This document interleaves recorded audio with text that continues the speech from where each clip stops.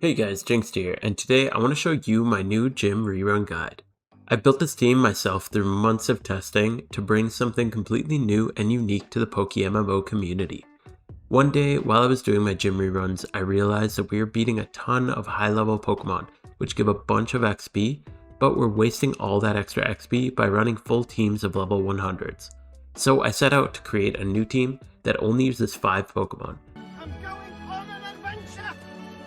so that we have our 6th slot filled with a Pokemon using an EXP share.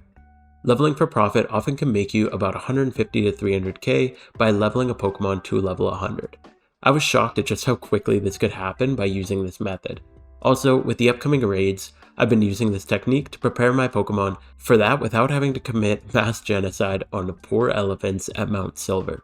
Since I play mobile about 99% of the time, I set up some rules before I started to keep things simple so I can do this efficiently while barely paying attention on mobile. I did not want to have to think about using different moves all the time, so my first rule is that each Mon will spam one move through the whole run, maybe outside of 1 or 2 gyms. Rule 2 is no item swaps. This is hard to pay attention to and difficult mechanically to do on mobile. Rule 3 is we're only going to have a total of 5 Pokemon through the run. I don't want to have to go to the PC and change Pokemon between regions or gyms. Rule 4 is I'm going to prioritize late game gyms since they actually pay more than the early game gyms. With those parameters set, I set out on testing. I tried so many different teams before settling on this one. In case you don't know, each gym leader has 5 different teams in their rerun, so the team had to be tested against each of these teams. I did 3 trial runs against all 5 teams at each gym to determine the most efficient and consistent path. Due to the restrictions, not every gym is 100% with the set team, and PC resets may need to be altered based on your run. However, the route is set up in such a way that the gyms with inconsistencies are set up in the best order that I could come up with to ensure that you always have backup mons to clean up if necessary. I also came up with some recommended backups just in case, but feel free to do whatever feels right at the time. This means that there may be some cases where a typical 3-turn gym turns into a 4 or 5-turn gym, or even with a string of bad RNG, there may be some rare cases where this can get even messier. However, on average, it will string together much more efficiently than doing an additional PC reset. Overall, I'm averaging about 31 to 33 gyms per run on PC and about 29 to 30 on mobile. These will give an average of 440,000 in revenue or 420k profit on an amulet coin. After Lunar New Year, when Riches Charm prices come down, it might be more worth it to go with one of these, but at the current prices, amulet coins are the best. Test it out in Caavs Charm Calculator linked below and see what is best at the current prices. In addition to that profit, I net about 500,000 XP using an EXP reamp on this run. An EXP share will net slightly less, but it's definitely still worth it in my opinion. On average, you'll be hitting level 100 in 2 runs using this method, which can be considered approximately 75 to 150,000 bonus per run, based on 150 to 300k profit per level 100. This sets the total profit at an average of 550k per run. Even a gym rerun that hits all 41 gyms will make 530k profit, so this method is even more profitable overall than even a 41 full gym rerun clear, if you take into consideration the profit from selling the level 100 Pokemon on the GTL. Some Pokemon you might want to consider leveling for profit are catching Smeargles and Brelooms, Hidden Ability Spindas, Gym Rerun Typhlosions and Blastoises, Payday Meowths and Munchlaxes, or any other utility mons that you can think of. Try to be creative with this, as the more creative, usually the less people doing it, and the more profit you can make. Maybe even those that are used in this team, and with the upcoming raids, there might be a lot of different mons that become profitable soon. Another big advantage to this rerun is that it only really uses 4 regions for the majority of the gyms, so it may be more accessible to newer players or for alt runs. The Kanto regions are not very consistent without frequent PC visits, so we'll only do a couple of them if we have time at the end. So with all that out of the way, let's take a look at the team. First, we need 2 Typhlosions, both with modest nature. Their IVs are 31 speed, 31 special attack, and they should have relatively high defense and special defense. Try for like 20 plus, while having low HP IV is preferred. This will encourage the AI to target other things rather than them. Since the AI likes to do high numeric HP values, having high defense and lower total HP decreases the likelihood that the AI targets it. This will ensure that our eruption damage stays maximized. For EVs, you'll want 252 speed and 252 special attack. The only move you really need is Eruption, but keep Lava Plume on them just for a couple cases where you may run out of PP on an explosion lead. Make sure to PP max Eruption as well. Where these two differ is on their item. One will be using Choice Specs, while the other is using Choice Scarf. This gives us more flexibility to put the Scarf one up against faster gyms and the Specs against tankier gyms. I'd recommend naming them too, which makes it much easier to track which one's which, especially on mobile. Next up, we'll have our Blastoise. This will also need Modest Nature and a similar IV spread. 31 speed, 31 special attack, and preferably high defenses and relatively low HP. Blastoise will have 252 special attack and 252 speed as well. The only move it wants is Water Spout. Make sure to PP max this as well. It's going to be using Choice Scarf as its item. The next Pokemon we will have is Archeops. This will be any attack nature that is not Brave, since we do need the speed. You'll need 31 attack and 31 speed, while having the opposite set of defenses compared to the previous three. You'll actually want low defenses and high HP for this one. This will encourage the AI to attack the Archeops, which is good because since he's using Rock Slide as an attack, being injured doesn't lower his damage output, whereas Eruption and Water Spout are impacted by being injured. For EVs, we'll have 252 attack and 252 speed. As for moves, he'll be using Rock Slide, Tailwind, Dragon Claw, and either Sandstorm or Fly if you're missing the Ocarina. In almost every situation, you'll be using Rock Slide, however, you will need Tailwind for one gym. Dragon Claw is used anytime a Kingdra appears, since it's pretty tanky and Rock Slide won't be effective against it. Sandstorm is used in one of the 5 teams at one of the gyms, however, I just use Fly because my alts don't have the Fly Ocarina, and 1 in 5 teams at one of the gyms isn't a really big deal to me since that gym is still recoverable with an extra turn or 2 and an extra PC reset. His item is going to be a Wide Lens, which brings the accuracy of Rock Slide from 90% to 99%. This makes it not perfect, but still very consistent. The extra bonus using Rock Slide is that if you're in a bad RNG situation and the gym leader's Pokemon survives, it has a chance to flinch, which can smooth things out. The final Pokemon in our team is Torkoal. This will be our weather controller and damage booster for our Typhlosions when needed. Torkoal will use the ability Drought to set Sun. For IVs, you'll want relatively high defense and special defense, though this isn't as important as on the previous ones. It'll need 31 attack, and low speed is preferred to ensure we get priority of weather. However, it shouldn't really matter. Brave nature is ideal, but adamant or any plus attack nature should also work. For EVs, we're going with 252 in attack and 252 in special defense, and the item is going to be Choice Band to boost our damage of Explosion further. The only move Torkoal is going to be using is Explosion. We're trying to maximize the damage so that it takes down the first 2 Pokemon of the gym without wasting a turn to set up. The high defenses encourage the AI to hit the Pokemon setting up alongside Torkoal so that the Explosion will KO them along with Torkoal. The 6th slot is for whatever Pokemon you want to level for profit, or just whatever you need to level for your own use.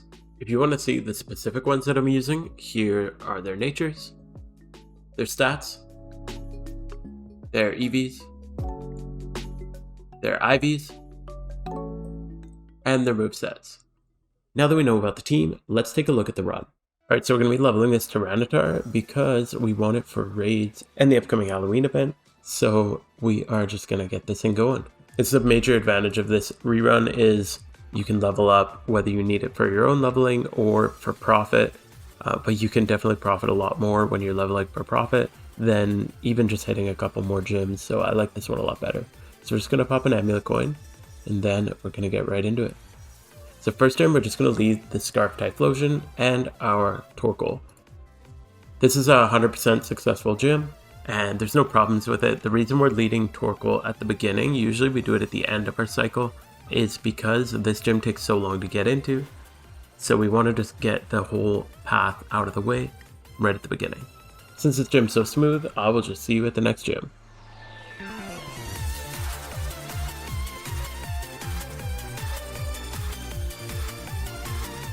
The next gym is straight into the Lava Ridge town. Now this one is super simple. It's a complete 100% success rate, really easy one. So we'll just get right through it. You're going to go Archeops and Blastoise into this one, and they'll outspeed and beat everything with one hit. So there's 5 teams at each gym, and in Moss Deep we actually did get the 1 out of 5 teams, That takes 4 turns and also results in some slight damage to Typhlosion, but it really won't be a big deal. We'll still cleanly sweep the other gyms.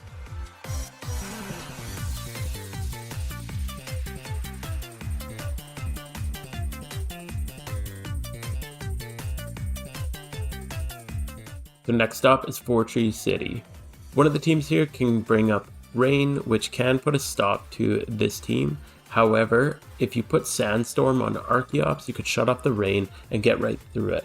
Personally, I run Fly in my 4th spot on Archeops because it's only 1 in 5, and you can actually still make it through with your Blastoise, but if you want a smoother run and you're only doing it on one character, then you can do Sandstorm on Archeops in that 1 in 5 case. I prefer Fly for when I'm running it on my ults because they don't have the Fly Ocarina, so it just makes moving around a little bit easier. If your Archeops goes down, it's totally fine, it's part of the plan, that's why we reset after this gym, but we're just going to replace with our Blastoise and we're just going to continue on. The pathing is specifically designed so that when things get knocked out, their replacement can make it through and then we reset after that. There are a couple times in the path where you will need to reset outside of the set plan, but I've tried to optimize it as much as I possibly can. They're going to heal up and go to Mauville Town next. This being the electric gym has a lot of really fast Pokemon, so you're definitely going to want your fastest team here, which is why we run the 2 Scarfs with the Typhlosion and the Blastoise. If you have a situation where the gym leader is not here, it just means you haven't done the side quest for it. You'll find him wandering around Mauville Town, you can talk to him and he'll give you a quest to do from there. And then after that, you can do your gym reruns here. Now this gym's pretty consistent. There's only one team that can kind of throw a wrench in our plan, and that's the one that has Lantern on it. If that happens, just replace with Archeops, and you're most likely going to have to go to the PC afterwards, but that's a 1 in 5 chance, so majority of the times, you'll just keep sailing through. So next we're going to go to Dewford Town. It's another really consistent gym, however, there is a damage roll on one of the team's Hariyamas. If you hit the damage roll and fail it and don't quite knock them out, you might take some damage, but that's okay. You can always just reset if you have to, and then carry on.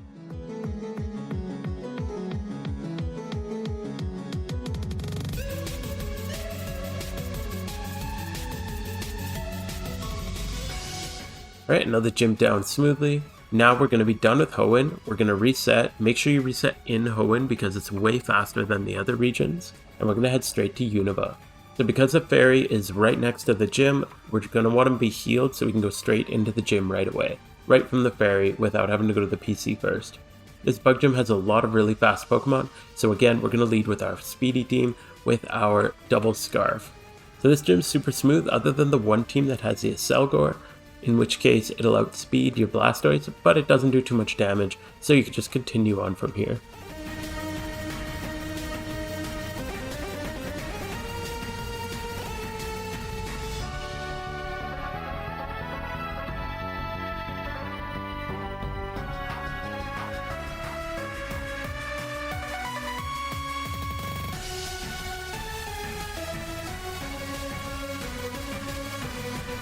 Next part, we're going to Nimbasa.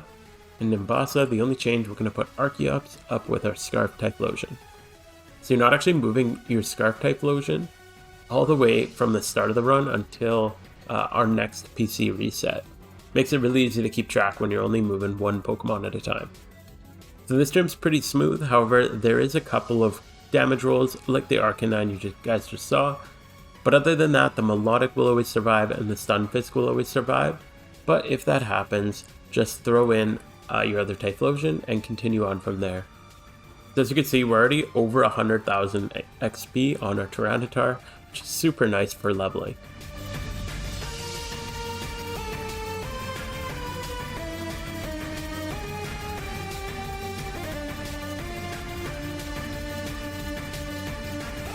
So from here, we don't actually need our Archeops for the next gym.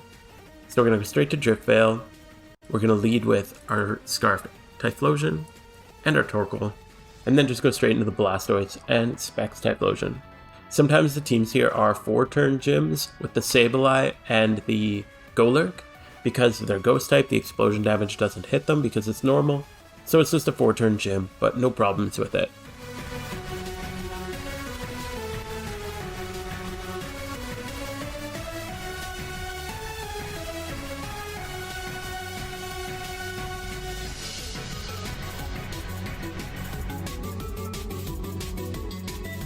So next place we go is the first time we're going to be moving the Scarf Typhlosion out of the starting spot, because we're going to be going to Striation and we're going to hit all 3 of these gyms over here. And the first one we're going to be doing is the Fire Gym on the left, and we're going to be doing that with the Specs Typhlosion and the Blastoise. This is a 100% successful one. It's a 100% successful gym. The only one that takes 4 turns is the Flash Fire Typhlosion, as Blastoise will knock it down to like 90% HP. So it'll eruption you back and it'll barely hurt you because Typhlosion's so hurt. So as we go to the grass one, you're going to swap your Typhlosions out and put the Archeops in. So you'll have Scarf Typhlosion and Archeops. This is another super consistent 3-turn gym.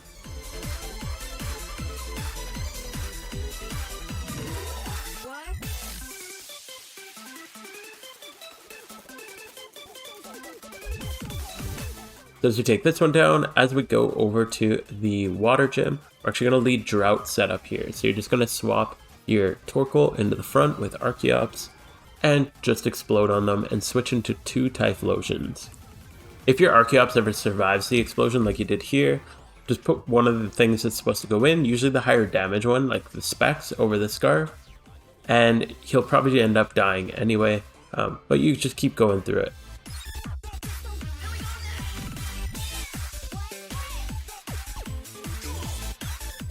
That water gym can be 3 or 4 turns. Either way, it's really consistent. You'll never have problems with it. But after that, we're going to make sure we reset, and then we're going to continue in Unova. So next gym we're headed to is to the Misralton Flying Gym. We're going to lead with our 2 Scarf Pokemon here. This is typically a 3-turn gym. However, it can be a 4-turn gym if you lose a damage roll on the Swanna in one of the teams. And the Swanna will actually hit your Typhlosion with a Scald. So that can do some damage, or even kill it, but just replace it and continue on with no problem.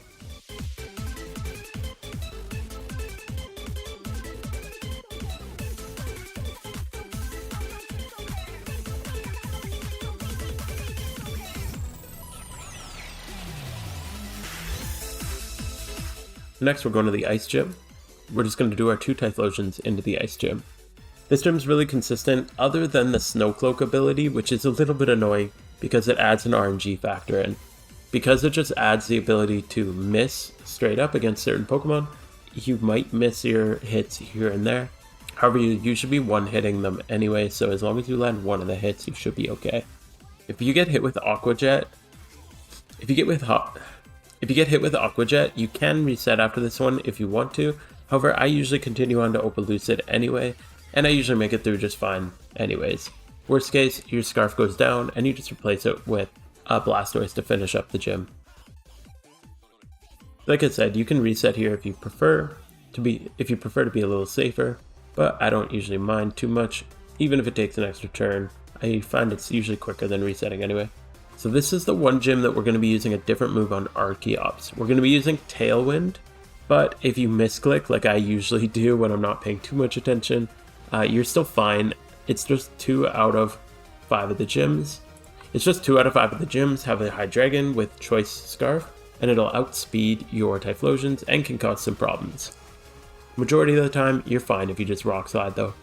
Make sure to be careful when you're spamming Control A after you use a different move, because if I do Control A here, the second position one where the Archeops was will actually use the second position attack. So just make sure to reset that, and then you can spam back to Control A. Alright, with that we're going to reset, and then we're going to head to Johto. First gym we're going to be doing is Violet City, which is another flying gym. Those are really fast, so we're going to use our fast team with our 2 Scarf lead. This is a super consistent gym, so I'll see you at the next one.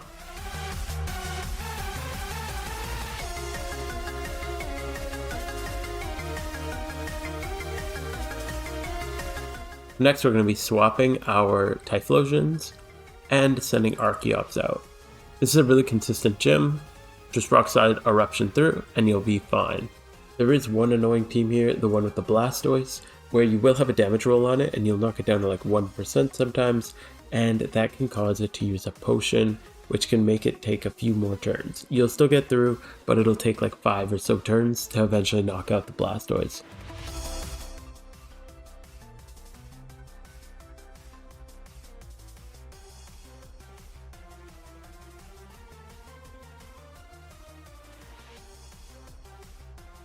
Then we're going to head to Azalea for the Bug Gym.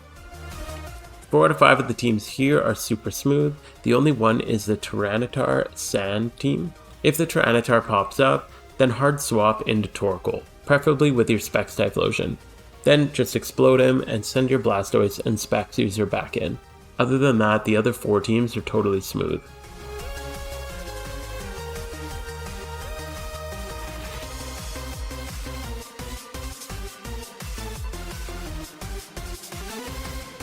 We're going to reset here just for PP, and then we're going to head to Ecruteak. For this one, we're going to need our Specs user and our Archeops.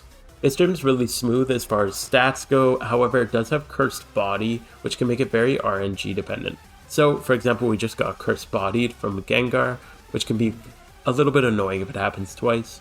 Luckily, it didn't happen to our Specs user. If that ever happens, you can just swap out, or if it happens on Archeops, you can just leave them in and either use Dragon Claw, or you can swap out. Either way is fine.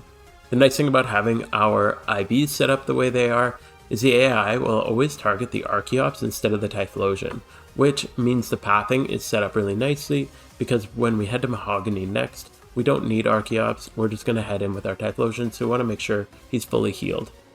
Next, we're going to swap your other Typhlosion up, and we're going to go with the 2 Typhlosions into the Ice Gym. So this is again a really smooth gym, other than the annoyance of Snow Cloak, which makes you miss every once in a while like we did here, but the amount of damage you take really doesn't make it a big deal. If you ever do run into a situation where you miss on a Snow Cloak and something goes down, just do a replacement with Blastoise or Archeops and you'll be totally fine.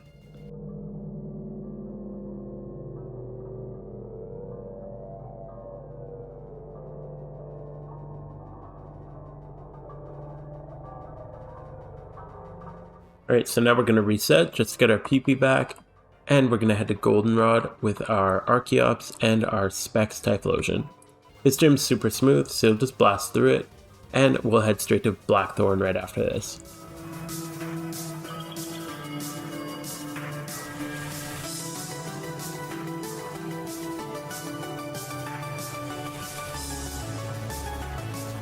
So we're going to swap our Typhlosions, head to Blackthorn, put Torkoal up with Typhlosion. We're just going to do a Drought lead here, and we're going to go into Archeops and our Specs Typhlosion after. This is one of the gyms that makes having Dragon Claw on Archeops really important. Anytime you ever see Kingdra, you're going to use Dragon Claw on Kingdra. At no other point do you have to worry about using Dragon Claw, but if a Kingdra pops out here, we are going to use Dragon Claw on it.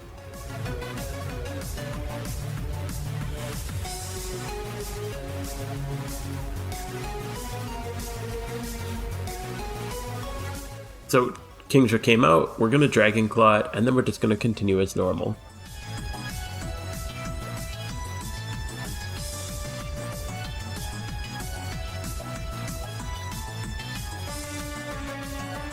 Alright, so from here, we're not actually going to reset. You can just fly straight back to Olivine instead of resetting.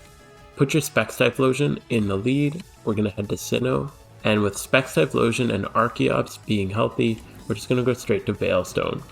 This saves us a PC reset, which saves us a little bit of time. This is another really consistent gym, so I'll see you at the next one.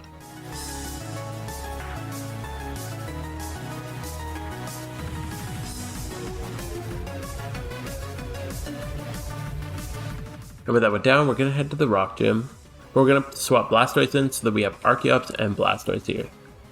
This gym's really consistent, however there's one team that might knock out your Archeops, just throw in your Typhlosion and continue on.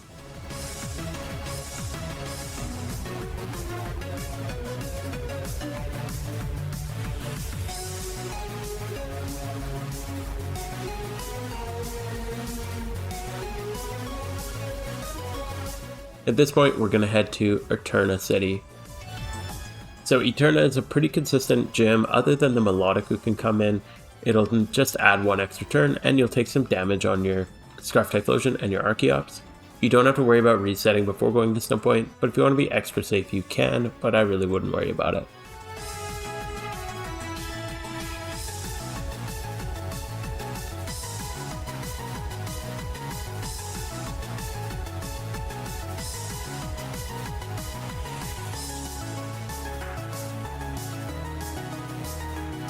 They're going to go 2 Typhlosions into Snowpoint City. This is probably the least consistent out of all the gyms, just because it has 2 teams in which you have to switch. So if you see either Heatran or Regirock, you're going to have to switch into Blastoise and Archeops. Luckily, both of them you can do the same thing, and that's the best solution. If you just stick in and you keep eruptioning through, you'll still make it, but it'll just take a couple extra turns. You'll save some time if you go straight into Blastoise and Archeops. So we got the Heatran example here. So whether it's Heatran or Regirock, you just do the same swap. If Archeops ends up going down, it's not a big deal. Just keep attacking through. The main thing is you need your Blastoise in, and he'll deal with the Heatran. This is the gym I was most contemplating having in the run, but it's still pretty consistent. It just might take a couple extra turns.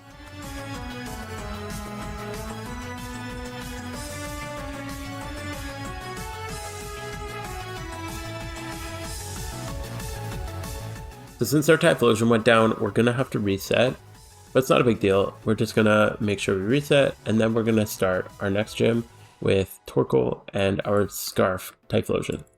This is another gym where majority of them are totally smooth. One of the gyms will have Heatran, Cradily.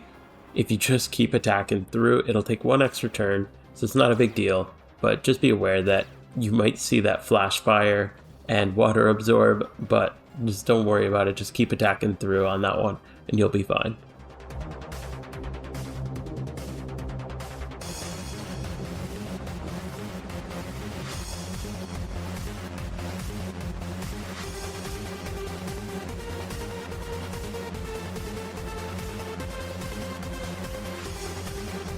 And we just passed 400,000 XP, which is pretty good, and we still got 10 minutes on Charm left. The next gym, we're going to hit the Sunny Shore, the electric gym, and we're going to lead with Blastoise and Archeops.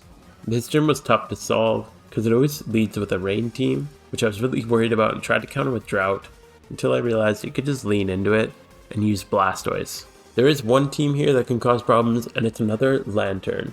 If that happens, that's the only one you're going to have to break the rain by swapping your Blastoise into the Torkoal, exploding, and then sending in your Typhlosions as needed. 1 in 5 teams that'll do that, and you'll have to reset if you come across that situation. Next, we're going to head Heart Home. For this one, we're going to need our Specs Typhlosion and our Archeops. This is another one that's relatively consistent, however, you can run into problems with Cursed Body since it's a ghost gym. You just gotta hope for the best RNG and go with the flow if you come across a situation where you need to change your plan.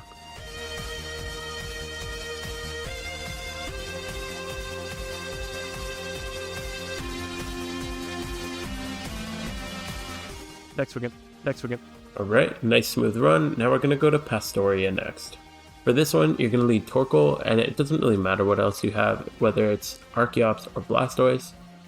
If your Blastoise does get hurt during the Heart Home battle, if something goes weird, then it doesn't matter as long as you lead with your Torkoal, and then you can go into your 2 Typhlosions afterwards. You're good to clear this one.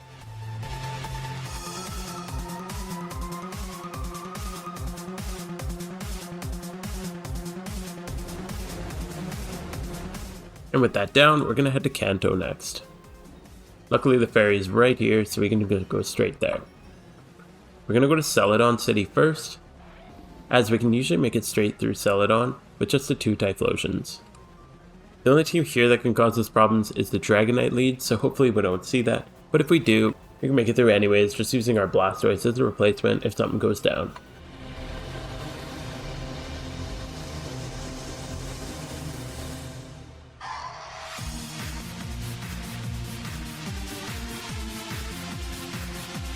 They're going to reset after this one, and then we'll be in Vermilion. We're going to throw our 2 Typhlosions up at the front, and we're going to have a little bit of RNG on this one.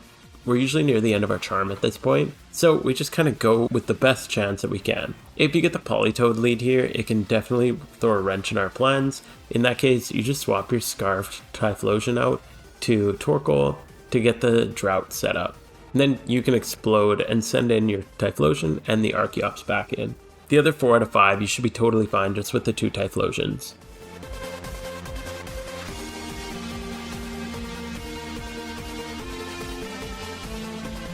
And the last gym we're going to try to make it to is Pewter, we're going to go Blastoise and Archeops in this. This is another one that's pretty consistent. As long as we don't run into the Toxicroak, we should be fine to just Water Spout and Rock Slide through.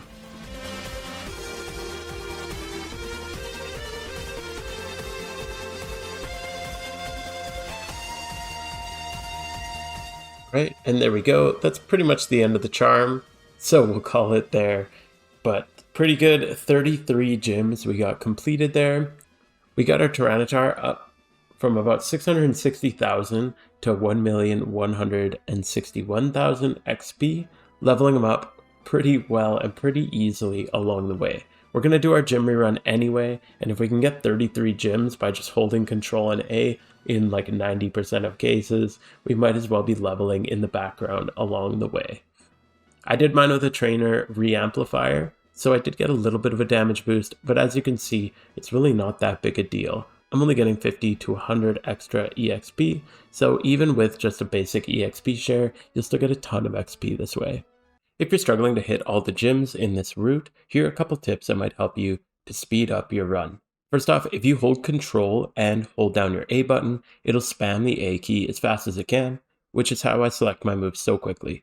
Just make sure that if you are on a gym that uses Tailwind or Sandstorm, you go back to the slot of the attack by clicking before you go back to holding Control A. Also, if you're on mobile, an easy way to check which one has a Scarf and which one has a Specs is to make sure that they're named as such. And if you didn't know, if you just hold down on the screen and then swipe over and release over top of the Pokemon, it'll show their name and level. This way you can check what level the thing that you're leveling is and make sure that you have your Scarf and Specs user not mixed up. And lastly, sometimes it just takes practice with the inputs, so make sure you're not wasting time after clearing a gym. Get straight into running onto the path to the next gym. Use your bike where you can and go as fast as you can. So I hope this strategy helps you out with your gym rerun. If you find any ways to improve it, please let me know in the comments. I'd love to add to the document any other improvements or notes along the way. I've linked documents with the full route of this run in the description below. There's a written guide with words and a pictorial guide that I prefer that is just a little bit easier and quicker to read than having to read through all the words. Check out whichever one you prefer. Let me know if you try this run out for yourself in the comments below. Consider giving the video a like and subscribe to see more PokeMMO content. I appreciate any and all support, whether it's just subscribing and liking, or if you have the means to go above and beyond with a YouTube membership for as little as $1 a month. Thank you so much to our current supporters, either here on YouTube or our subscribers on Twitch. Feel free to come hang out live with me, usually Friday nights, MST. I'm streaming both here on YouTube and on Twitch, so please stop by and come say hi. Thank you all for watching all the way to the end, and have a fantastic rest of your day.